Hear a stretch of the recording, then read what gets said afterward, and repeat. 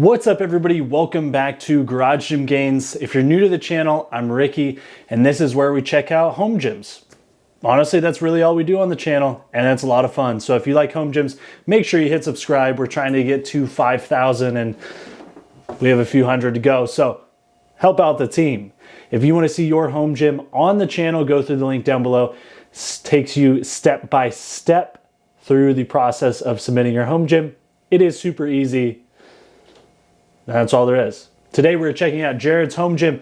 It is 4 years old, the home gym, not Jared obviously. He has about $20,000 invested in it, and I have not seen any of it yet. So we're gonna watch it together for the first time.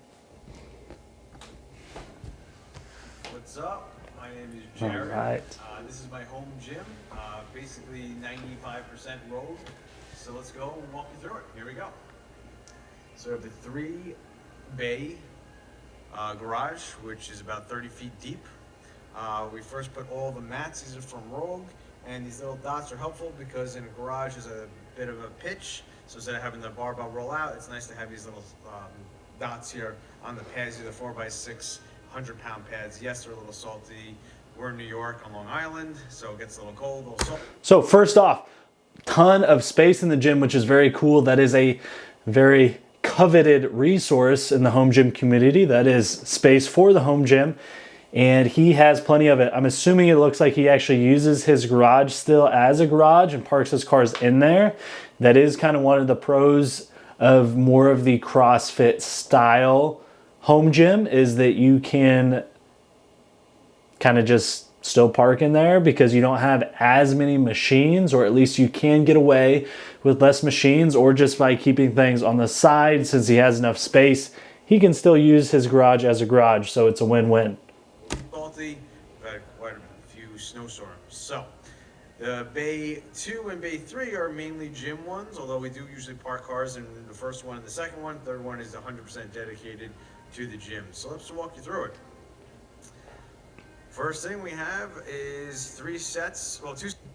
I really like this garage setup. Having the storage over here so you can still use your garage for the stereotypical garage things, you know, kind of losing some of that stuff that you should probably just get rid of, but it stays in the garage. That's nice and neat and organized. I love how high the ceilings are. That's kind of crazy.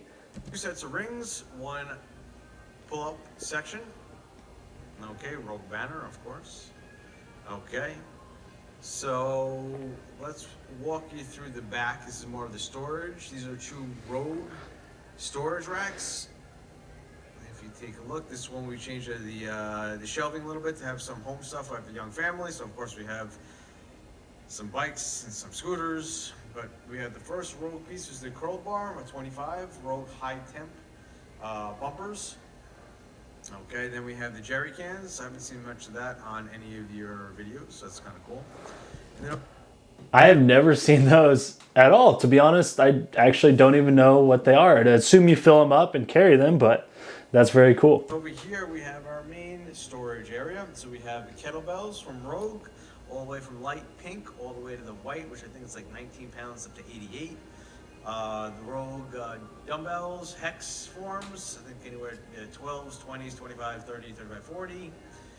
The Rogue ab mat ball, the slam ball, and then empty shelf for some more gear. Yoga mat, I really like this one. It's the ab roller. I bought one of the single plate, the spec pit leg, which is skinny, which helps engage the core. And then we have the landmine attachment, which you put on 245. This is not attached to the rig. Let me back up. We have our pegboard. Yes, I know that is just for aesthetics only. We cannot use that pegboard in that location. No bull, no favorite brand of ours. The pegboard does look pretty sweet though, so if you're gonna have some decor up there, I think it looks pretty cool. All right, let's go to this section. We have our GHD, which is part of the box jump attachment, and the 3x3 Rogue strip, and then the foot attachment that goes onto it. So you have your GHD, you turn it back around, you work on your hamstrings and lower back. These are another storage system. I found these in Facebook Marketplace. More aesthetics. We have the attachment for some lat pulls when you put the bar between your legs. Some clips up there. Terrific. And then this is my newest addition. I love this. It is the lat pull down pulley system. This is one of the first generations that they came out with. It was someone that part of a set, but they were moving, and you see how skinny it is. Doesn't take up much space at all. You can pull it down from the top, you pull it up from the bottom, and I do have the seat and the foot attachment, and I'll show you that in a minute. It goes from 10 to 290 pounds. Really skinny, love this back attachment for and mounts in the back. So love that setup. You can see this is the 240 volt heater. In New York, it gets kind of chilly in this 4 months of the year, so we have that going. All right. I say it like pretty much every time that we see it, but anything that you can do for climate control, whether it's humidity or temperature, is going to hugely improve your time in a garage gym. Huge difference. Let's talk about our main rig. Okay, here we go. So we went with the Rogue verticals, 108 inches. We went a little higher because we have 16-foot ceilings in here. We'll go through that in a minute. There's your speaker.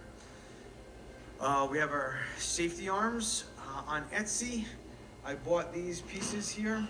This is just a helpful way to be protective in case my little ones come and play. We don't want them to faceplant right on there and break a tooth. Although I am a dentist, I can fix that if I need to. You can kind of see that's my tooth logo on the outside of the Rogue set up over there. And then some of the attachments I use for the lat pull down. So we have all sorts of lat pull downs, rope, flat. You get the idea. All of our plates are the Rogue high temp, high bounce ones, because I do a lot of outdoor workouts when it gets nicer out. So we have 15s, 25s, 35, 45s, some change plates.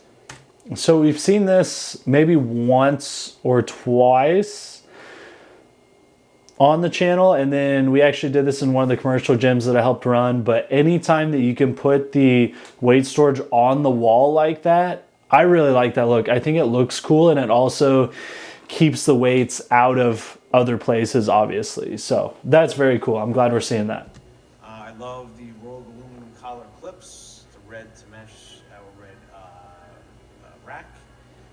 The belt to do the dips in, some lacrosse balls, some jump rope, a 12 and a 20 wall ball, clock, and of course we have our TV. Don't want to miss a game while we're out here.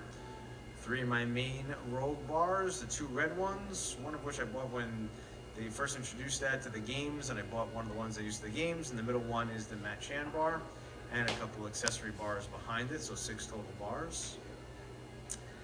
While we're over here, I have a little attachment for the battle rope. So we have our Rogue battle rope. You see that lying down in the corner over there. And while we're in the corner, we have our... We don't see a ton of battle ropes on the channel, which I'm pretty surprised by because they're a fairly economical piece and you get a lot of conditioning out of them, and they don't take up any space while you're not using them. You can just kind of coil them up and stuff them in somewhere. So yeah, that's cool to see as well. Fat or axle bar. If you take a look at that one, I like using that one, different grip. And behind there is the one you can pull in the sled that you put some chain onto, and I show you the chain. Love that in the summer, we're going to the court. And then our Concept 2 rower that we have mounted on the wall, and some of the PVC rope pipe there is just to stretch out the shoulders. And our dip attachment. So there we go. Let me back up a little bit. All right, so now let me back up. Here is our pegboard. Goes all the way up, and like we were saying before, we have 16-foot ceilings. So we have our hanging rings for toes to rings and muscle ups. And then we have our rope, also 16 feet high. Dang. Correct me if I'm wrong, but I believe these are the highest ceilings we've seen in a garage gym. Very cool. It's kind of cool.